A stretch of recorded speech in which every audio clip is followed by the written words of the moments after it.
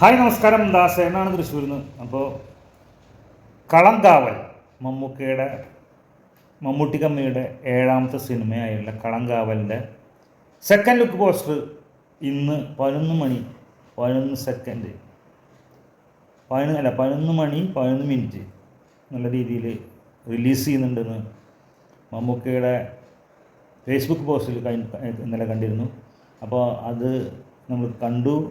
അതിനെ പറ്റിയുള്ളൊരു അഭിപ്രായം പറയാനാണ് ഇപ്പോൾ വന്നുള്ളത്.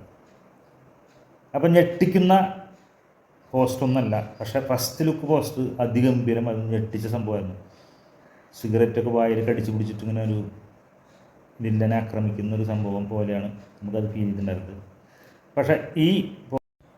പക്ഷേ ഈ പോസ്റ്റർ ഒരു വെറൈറ്റി ആയിട്ട് പോസ്റ്റർ തന്നെയാണ്. അതായത് പ്രത്യേക ലുക്കിൽ മമ്മൂക്കയുടെ ഒരു നോട്ടം, ചിരി കയറുന്നൊരു നോട്ടം, അതായത് 21 സ്ത്രീകളെ വളയ്ക്കുന്നതും അവരെ കല്യാണം കഴിക്കുന്നതും അവരെ സ്വർണം അപഹരിക്കുന്നതും അതിനുശേഷം അവർ കൊല്ലുന്നതൊക്കെ ഉള്ളൊരു സിനിമയായിട്ടുള്ള ഈ സിനിമ അതിലൊരു പ്രത്യേക മുഖഭാവത്തോടു കൂടെ ഒരു ചിരി നൽകുന്നൊരു കാഴ്ചയാണ് കാണുന്നത്. അല്ലെങ്കിൽ വില്ലനിസം പോലെ ഇല്ല തോന്നുന്നത്. വളയ്ക്കാനുള്ളൊരു സെറ്റപ്പായിട്ടാണ് എനിക്ക് തോന്നുന്നത്. സ്ത്രീകളെ വളയ്ക്കാനുള്ളൊരു നോട്ടം, അങ്ങനെ ഒരു നോട്ടമായിട്ടാണ് എനിക്ക് തോന്നുന്നത്. അപ്പോൾ എന്തായാലും ഈ സിനിമ ഇത്തിരി സ്കോപ്പുള്ള സിനിമയാണെന്നാണ് നമുക്ക് തോന്നുന്നത്. എന്തായാലും ജിതിൻ കെ ജോസ് എന്ന പുതുമുഖ സംവിധായകൻ്റെ സിനിമ തന്നെയാണ്.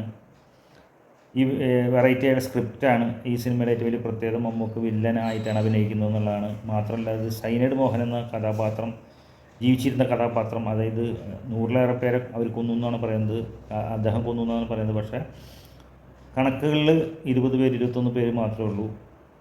ആ കഥാപാത്രം സൈനൈഡ് മോഹനെയാണ് ഈ സിനിമയിൽ അവതരിപ്പിക്കുന്നതൊക്കെ നമുക്കറിയാൻ കഴിഞ്ഞിട്ടുള്ളത്. ഈ സിനിമയിൽ നായകൻ വിനായകനാണ്, മമ്മൂട്ടി വില്ലനാണ്, വിനായകൻ പോലീസാണ് എന്നൊക്കെയാണ് നമ്മൾ കേട്ടിട്ടുള്ളത്. എത്രമാത്രം എല്ലാ കാര്യവും സത്യമാണെന്ന് നമുക്കറിയില്ല. അപ്പോൾ മാത്രമല്ല ഈ സിനിമയുടെ പോസ്റ്റർ പോലും വിനായകൻ എന്നെഴുതിയിട്ടാണ് മമ്മൂട്ടി എന്നെഴുതിയത്. എന്തായാലും അതിഗംഭീര സിനിമ തന്നെ ആവട്ടെ. എല്ലാവിധ ആശംസകളും നേർന്നുകൊണ്ട് നിങ്ങൾക്ക് എല്ലാവർക്കും നല്ലൊരു ദിവസം നേരുന്നു. ഈസ്റ്റർ ദിനാശംസകൾ. കളങ്കാവൽ എന്ന സിനിമ ഗംഭീര സിനിമയാവട്ടെ. ഈ അടുത്ത് വന്ന 2 സിനിമകൾ, മമ്മൂക്കയുടെ 2 സിനിമകളും അതിഗംഭീര സിനിമയായിട്ടില്ല എന്നുള്ളത് നമുക്കറിയാം. അപ്പോൾ ഈ 2 സിനിമകൾ അതിഗംഭീരമാകട്ടെ എന്ന ആശംസിക്കുന്നു. സ്വന്തം ദാസേട്ടൻ തൃശ്ശൂർ.